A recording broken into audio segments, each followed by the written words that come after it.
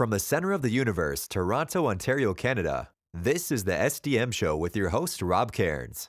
The SDM Show focuses on business, life, productivity, digital marketing, WordPress, and more. Sit back, relax, grab your favorite drink, and enjoy the show. Here is Rob. Hey everybody, Rob Cairns here. I'm the founder, CEO, and chief digital strategist at Stunning Digital Marketing. In this podcast, we do security with Tim Nash, and Tim and I talk about scams, starting with phishing scams, going into some AI scams and more as the holidays approach. This is one episode you want to listen to protect yourself and your loved ones. Sit back, relax, grab a drink, and enjoy the show. Hey everybody, Stunning Digital Marketing is your digital concierge. We help you put the pieces together to make your marketing success. Specialties we have including WordPress design and development, WordPress security, which is one of our most popular offerings, ads, and more. So if you want to succeed in the digital world, go on over to stunningdigitalmarketing.com and have a look at what we offer, and we'd be glad to help you. And let's jump on a call and make it happening. That's stunningdigitalmarketing.com. Let's go. Hey, everybody. Rob Cairns here. And today I'm with my good friend, Mr. Tim Nash, and we're going to talk all about security. How are you, Tim? I'm doing well. I just said that outside it is snowing and it's -2. And I then remembered that I'm speaking to a Canadian who's there going, -2. Ah! That is true. Remember, too, I grew up in Montreal, so I'm used to like -30, -40 wind chills and snowbanks at the sky high. But climate change has had a lot to do with screwing that up. So that's not even happening anymore, So it's all good. Today we were kind of preambling last month before we went to record, and we got talking about phishing scams, and they're getting really, really interesting. And the holidays are coming down on us, and we're already seeing an increase. And AI is screwing that world up big time because it used to be you look at an email and said, "Oh, this is a scam. The language is bad. The verbiage is bad. This is bad." What are you seeing with phishing scams right now? Well, it's important to say that most phishing scams are still terrible and the language is still bad. It's still all rubbish. But you're right.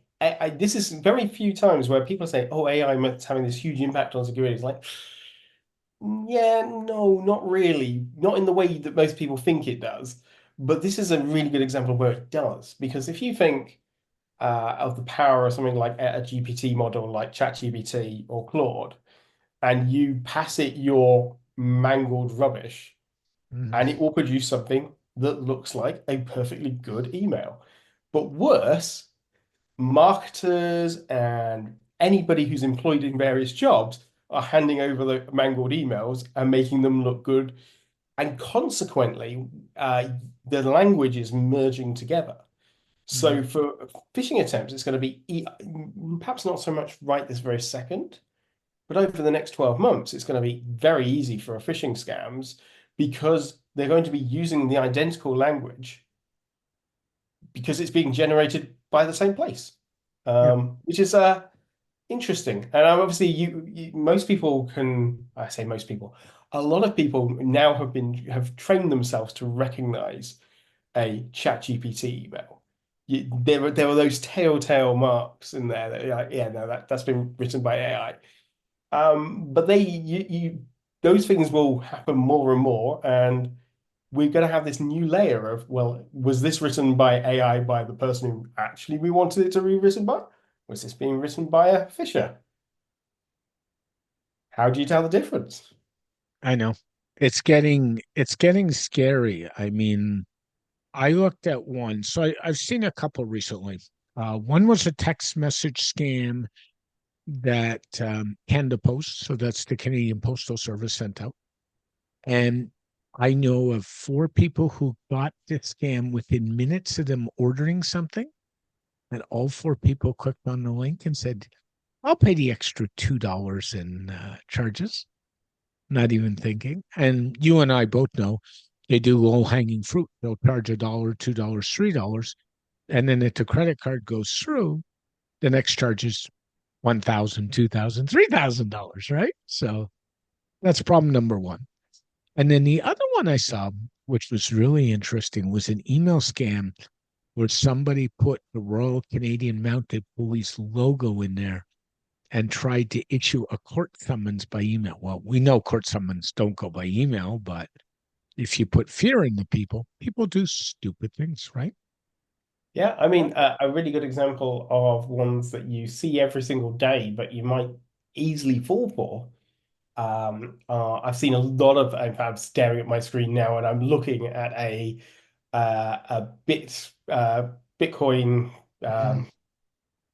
email from Coinbase that claims, your password it has to be changed due to a security breach, Yep. and it's like it's a brilliant scam.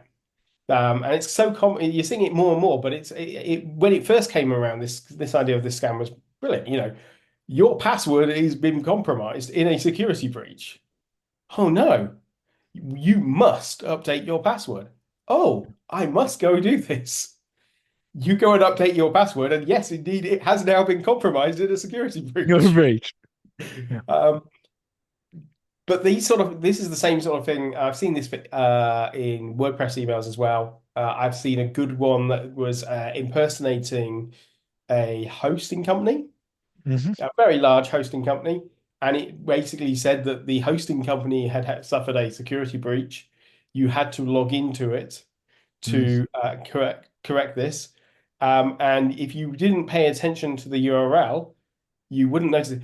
The irony of all of this was the domain that it was sending you to, which was a fake domain, but it was using special characters to replace some of the O's in it Yeah.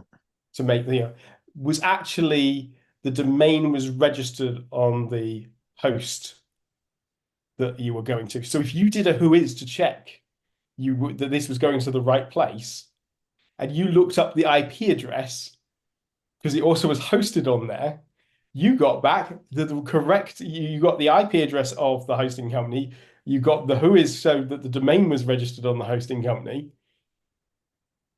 Why wouldn't you suddenly trust this? Yes.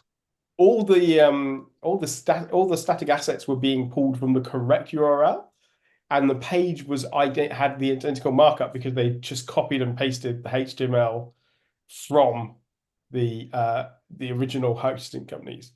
So the only hint at all was that there was if you were going to inspect the form, you would have noticed that this was going to just a random PHP file. But otherwise, they did a brilliant job. I And imagine lots of people fell for it. and got sucked in. Yeah. And then there's a few. I mean, there's also the old I don't know if it's a phishing scam, but it's a variance.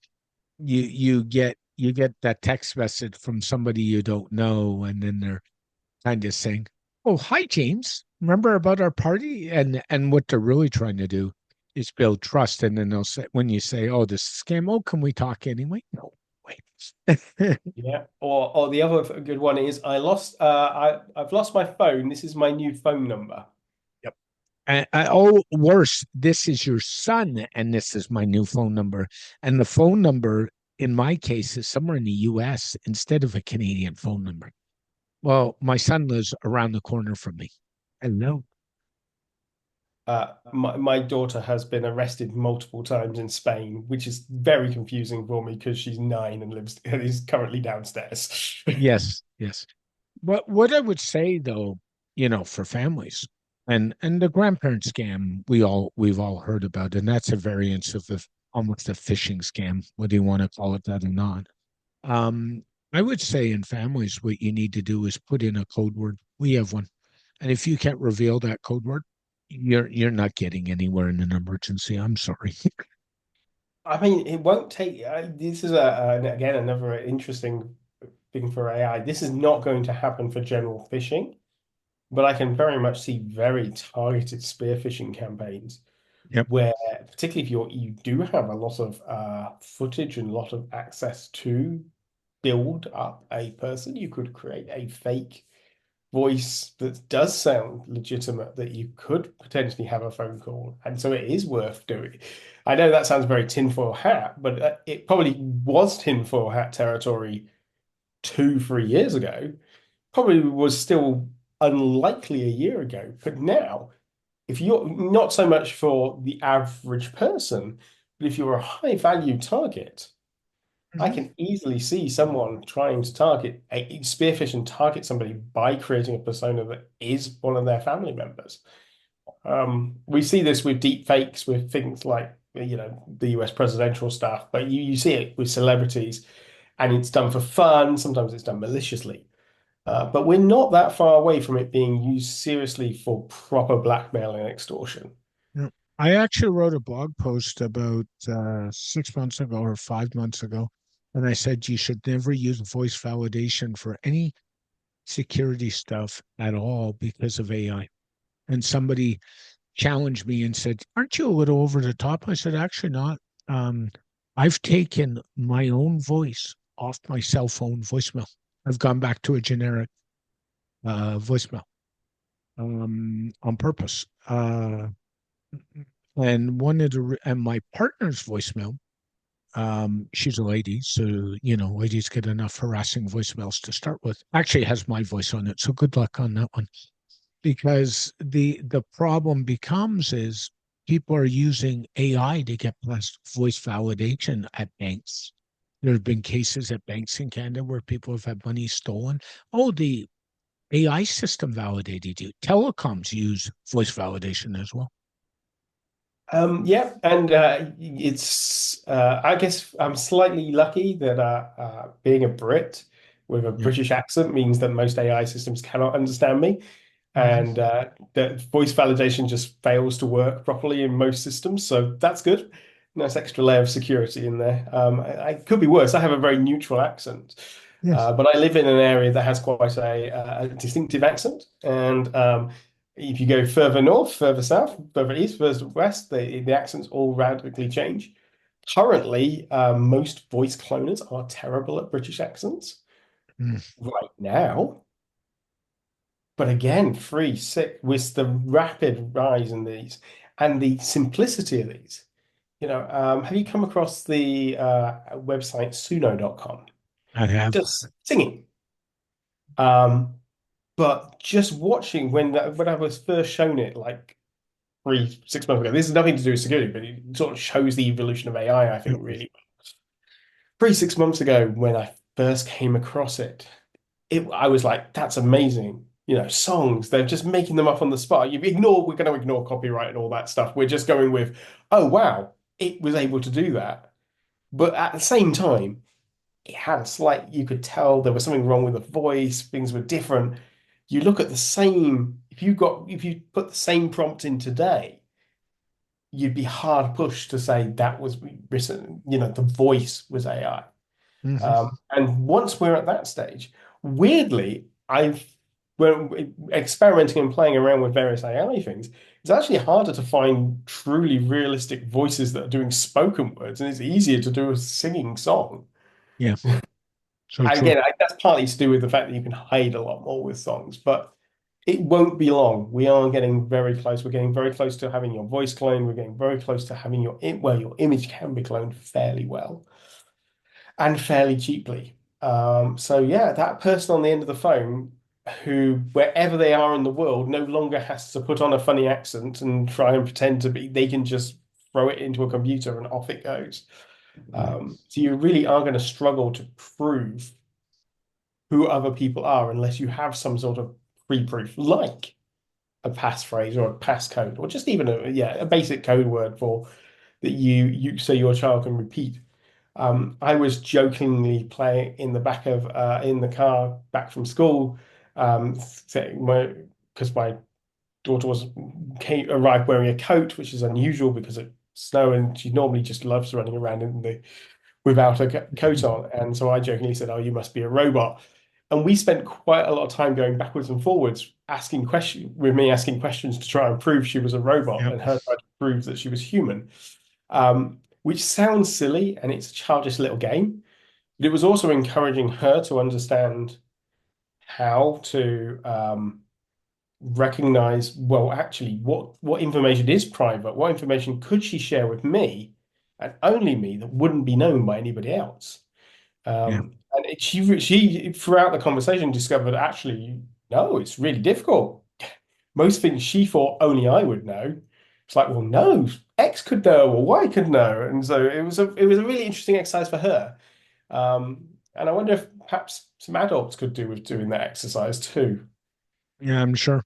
Um, Problem we've got too is the holiday season's coming up, and you and I both know that the minute the holiday season comes up, the phishing scams, the AI scams, and all the scams go up tenfold. Um, what should people be doing to kind of help themselves a little bit? Well, I mean, we've give the same advice, and I think we've given the same advice for decades, which is if someone's pressuring you and there's some sort of Yeah. urgency, then you should slow down. And I mean, that's a good rule of life anyway. It doesn't matter what the emergency is and what the pressure is.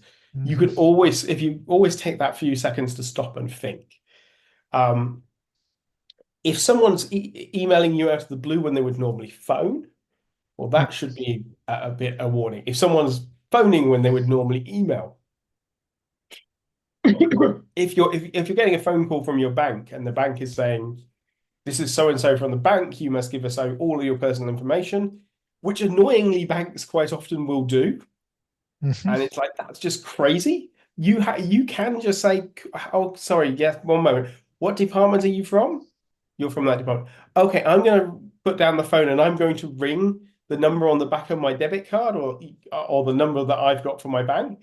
And I Yeah. will go through the department. I can always ask for you, can't I? What's your name? A legitimate bank, a legitimate company would be always happy to do that.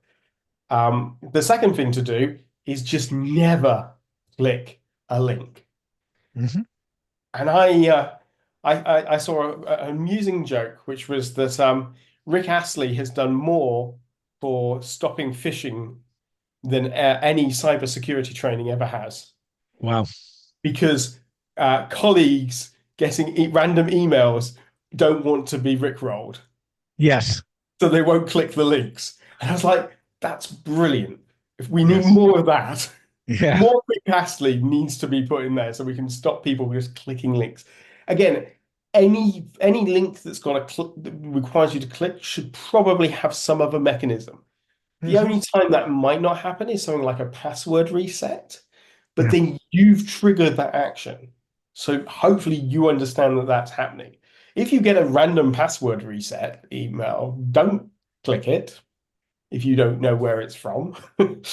People do, but just don't. But generally, take your time, think about it. If you're being pressured into doing something and it's all happening suddenly, and often these really good spear phishing attacks are not. So the difference between a phishing attack and a spear phishing attack. Phishing attack is very generic. Stuff is being thrown around. Probably Yep. doesn't have your name on it. It probably doesn't have any real detail to it. They tend to be a bit more obvious. A spear phishing attack is something that's targeting you and you as an individual. And often in that scenario, you'll find that there's multiple sources suddenly kicking in. A good example for a spear phishing attack against a website might be that the bad actor would start to DDoS your site. Yes. Your site's intermittently going up and down, up and down. And then all of a sudden you'll get a, hi, we're your hosting company. Right. No, no, don't worry. We just need your username and password to get in and we'll fix it for you. Now you're Mhm. going to your website and it's offline. Something bad's happening. There's a person who's going to fix it for you from your hosting company. That's great. So and they'll be pressuring you very quickly. Okay, yeah, obviously we know you lose and we know you're losing sales. So it's your problem. You as the individual are being told, no, you're in danger. You've got this problem. Yeah. We're here to fix it. Any scenario like that, you can just go stop. That's okay. Let me just have a minute. I want to check what's wrong with my website. I'll phone back. You obviously phone the hosting company, and the hosting company goes, What? We've never. Have you ever heard of a proactive hosting company that genuinely would phone its customers? No, Has that ever in the history of mankind no. actually happened? Where a hosting, and if it did, do they have the time to do that? Yeah, So, but people don't think like that because in the moment you like your stress levels up. Anything where they can increase your stress or increase your happiness. So the exact opposite is effectively a lottery scam, where congratulations, you've won the lottery. This is where the original Nigerian Prince style scams came from. Oh, I have this large lump of money and I must get it out of my bank here in insert whichever country they're from, and I must have it in your country, but I can't yeah, open a bank account in your country. So, would you mind taking my money for me? And then when I get to the country, you can give me it. And, even me saying just we haven't even got to the scam part. You're screaming, no, what? No. yeah. But people do fall for that because they're getting a windfall. There's the And employment. secretly, There's they the think they're going to get employment. to keep all of it. Yeah, there's the employment scam where they say we have to send you $3,000 to purchase some goods, and what happens is you deposit the money goes into your account, and then you got fraud, and the bank says, "Wait a minute." And you're out that money before it's out, right? So Yeah. that's the scam. That's a common one. And it just keeps going. The reason these scams work, it's I hate to say it, no matter how much education you do, I do, the police do, the consumer protection people do, we're still falling for them. And that's a problem. Yeah. I had a friend who will remain nameless, whose company fell for it. He works as he's an MD of not a huge company, but a large enough company that they have somebody who does multiple things. And Mm. he got a phone call saying, "Well, I got the gift cards and sent them over to you, but you haven't acknowledged the receipts." And he's like, "Gift cards? Yeah, for the raffle." Raffle? Yeah. Yeah, for the Thanksgiving raffle. Mm. We're a UK company. Thanksgiving isn't really a thing we celebrate particularly. We're not thankful for anything. It's dark and depressing at this time of year. Yep. But he's like, so he looked into it, and it turned out that this person had been sent a email that was basically looked like it had come from him. Mm. And because of the way that their email was set up, they were able to fake his email address. Yep. So it looked like it genuinely came from him. And it said, "Hey, Susan, please go and buy 10 gift cards and send them back and put the codes in, send the codes to me." Now, Susan went, "That's weird." And then it said, "For the staff raffle for Thanksgiving." Oh, we must be having a staff raffle for Thanksgiving. Went and bought the gift cards, which he gave them the link for a website to go Oh, do no. this. And obviously those gift cards, put the details for the gift cards into the email, sent it back to what they thought was them. Obviously, the reply to address was not his email. So while his Mm. email had been spoofed on the original send, the reply to was off to some random other place. Yep. By the time that they realized that this was the case, those gift cards had all been spent. They had been spent and probably his credit card compromised in the process, I would think. Potentially, though. Actually, in this particular case, they just wanted the credit card. They wanted the cards because what they could do is they basically can then. There's several websites where you can take those cards, pop them in, and they'll give you a cash alternative at massively reduced rates. Yeah. And it's like an extra barrier along the way because so it prevents any sort of credit, any sort of attempt at finding the money. But obviously, if someone truly was trying, if by that someone I mean the police were truly trying, they could go Mhm. through the steps. But genuinely, the crime level was so low that the police aren't going to do that, and so they know that there's enough steps that the average copper is going to go, "Can't deal with this. Yeah. It's gone." Yeah. Off it goes. Yeah. But It's a these sort never. of things happen. They happen every single day. And, there were things she could have done. She could have gone, That's weird. I don't normally get email. In fact, if anybody ever emails you saying, please do this for me to spend money and you're in a business, unless you're the accounting and billing department, the Mhm. answers probably should be no, do it yourself. That's right. Um, especially if it's coming from like so the chances of the CEO not having a company credit card is rather slim. Asking you to use yours would be unusual unless that's exactly your job, is you're his PA. If you're a random person in the organization, he is not going to ask you to use your company credit card. Yeah. So It's true. just not a thing that would naturally happen in most businesses. Yeah. But scammers rely on this scenario where you're being asked to do a favor. It needs to be done soon because we're doing it. We've got the urgency. We need it's for the raffle that's happening Yeah. Today. soon. Yeah, today. We need these cards. You need to send me the details back over because I'm going to be presumably handing these out. Um, and that how grateful he is for what the work you're doing. So there's all these like uh, hits into the psychology, and like, oh, okay, I'll go do that, even though this is Hmm. something I have never, I have never done before. I've never been asked to do before. Yet for some reason, I'm suddenly typing into the URL. All of this should be red flags, but for many people, it's not. I get it. It never ends too. And what people need to do is breathe, count to 10, and then say, I'll worry about this tomorrow when I feel better, right? Instead of jumping on going back to the one I was talking about earlier, the Canada Post one, people need to realize Canada Post doesn't come out the individual for shipping charges. If you purchase something through somebody, they'll go after the company, not after you. And they don't do it by text message, even worse, I So think it's made complicated because somewhere along the line somebody will have had that. For example, here, yeah, customs charges can be applied to you at the end of the chain if someone didn't pay the of customs course. duty properly.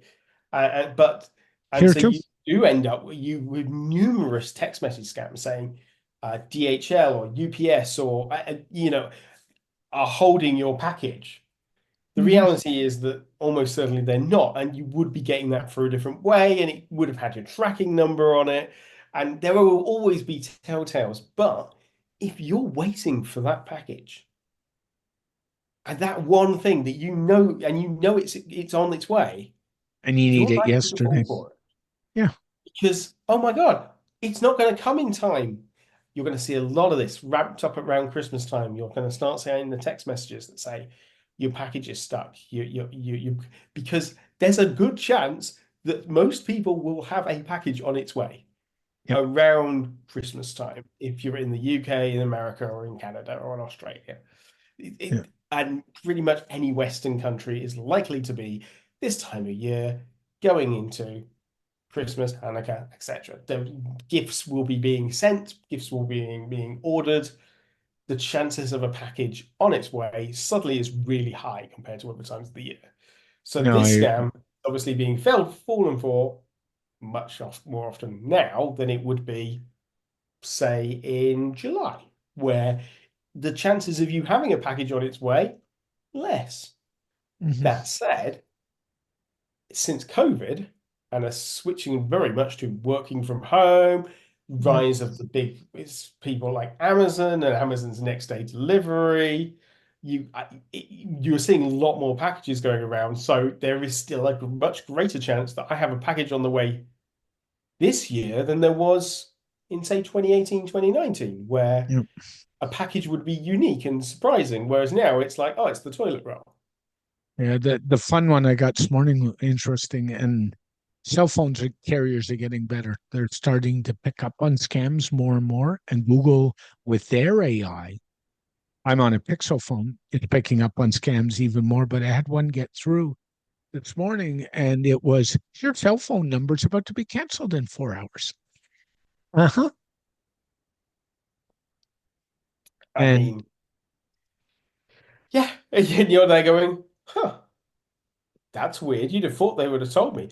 That said, I was before we got on this call, I was reading a thread on Reddit from someone saying BT just cancelled my account, and for no reason. BT is the largest, a large British UK Telecom. telecom.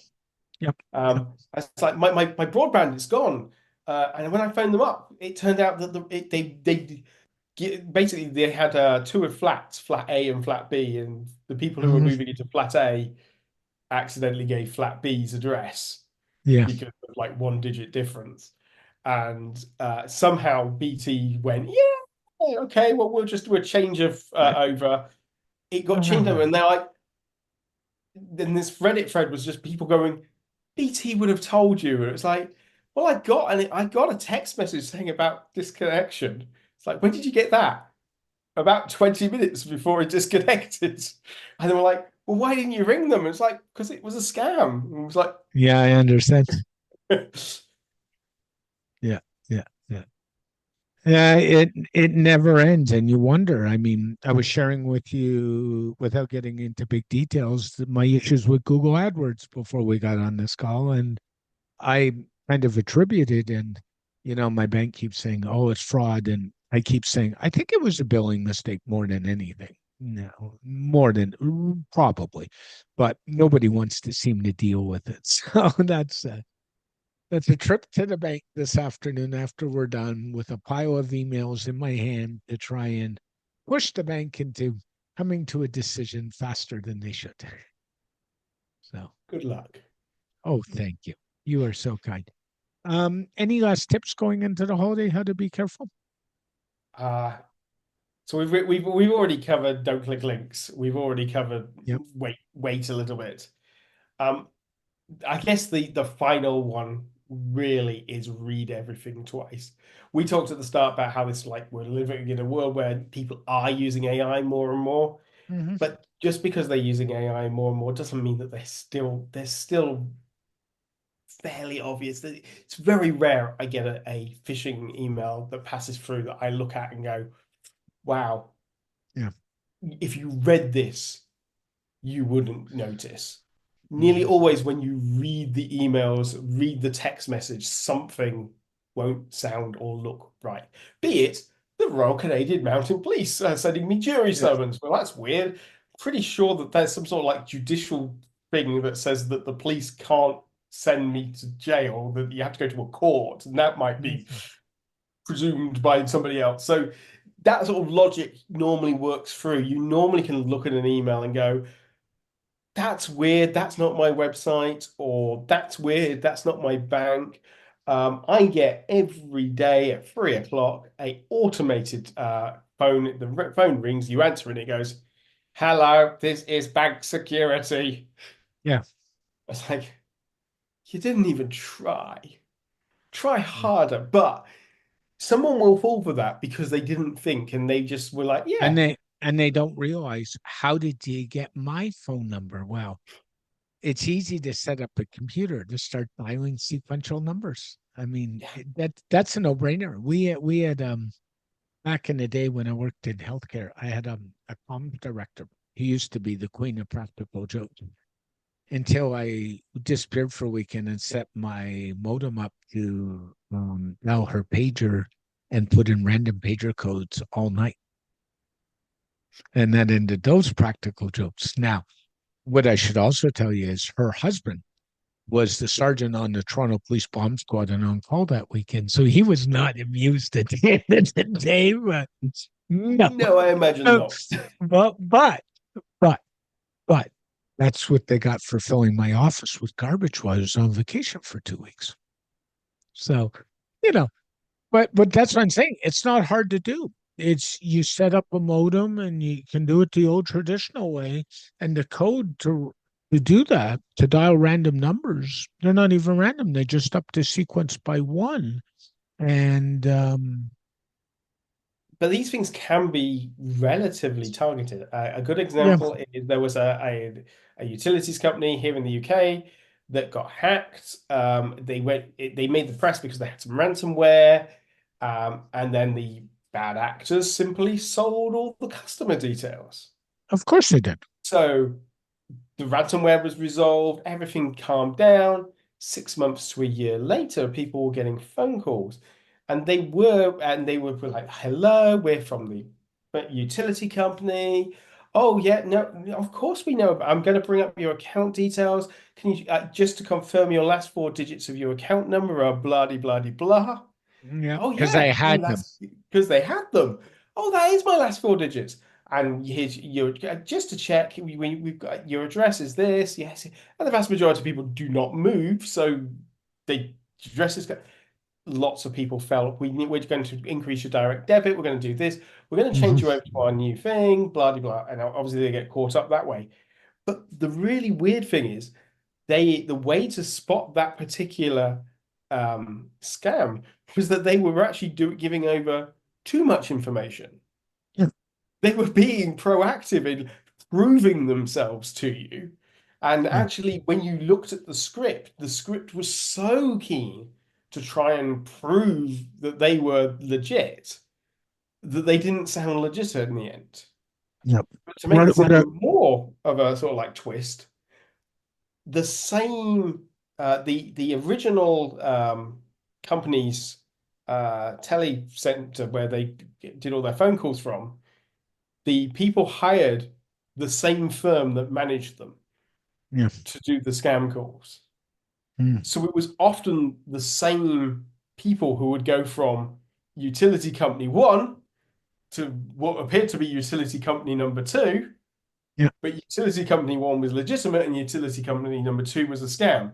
And Okay. their job was to hook people in, get them to that state, and then take them up to the next person. And there was a very small group above those who were the actual people. So they'd get you, they'd rope you in with all the bits that they knew how to do. They would not have had a clue that this was happening. And then they say, "Oh, excellent! You're here. We can do you a great deal. I will pass you over to our sales team," and then it would go over to the scammers. Yeah. So the people who were actually phoning in that scenario were real people reading real scripts that just didn't know what that was going on. Yeah. What I would suggest is if any company calls you and asks for any personal details, you don't give them because they should have them if they're calling you. So the worst industry to be in right now is the collection agency because these collectors call and say, "Can you verify this?" Nope, goodbye. I hang up. And not that I owe any bills, but I advise people and say, just hang up on them. No, you're not giving. Now, if you call your insurance company, for example, I called mine the other day, and the first thing they said to me is, "Can you confirm the email address and your mailing address?" Well, I called them. So I know who I called. I know what number I called. I know what queue I went into. That's a little different, right? Yeah, I mean, overall, if you ever get a call and you are not even, if even tiniest spider sense rings, just say, ask for the name and department. I'll call you back on the main number. If they say, "Oh, you can't call me back on the main number," they go, "Okay, how do I get through to you from the main number?" "Oh, you can't? Oh, really?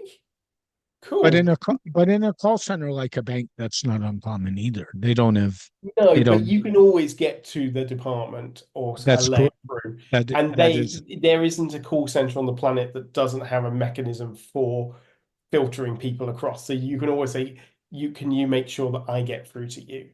I yeah, don't mind waiting. yeah.